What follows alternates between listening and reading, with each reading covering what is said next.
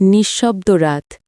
রাস্তার ধারে ছোট্ট দুর্বল এক বিড়াল খাবারের খোঁজে ঘুরছিল। তার চোখে ক্ষুধা নয়, অপেক্ষা। সে জানে আজও সেই মানুষটা আসবে, যে প্রতিদিন তাকে একটু খাবার দিয়ে হাসত। কিন্তু আজ রাস্তা ফাঁকা, বাতাস ঠান্ডা। বিড়ালটি ধীরে ধীরে সেই জায়গায় গিয়ে বসল, যেখানে লোকটি বসে তাকে আদর করত। মিনিট কেটে যায়, ঘণ্টা কেটে যায়। হঠাৎ এক পথচারী থেমে যায়। তার হাতে থাকা মোবাইলে খবর, দুর্ঘটনায় এক দয়ালু মানুষ মারা গেছেন।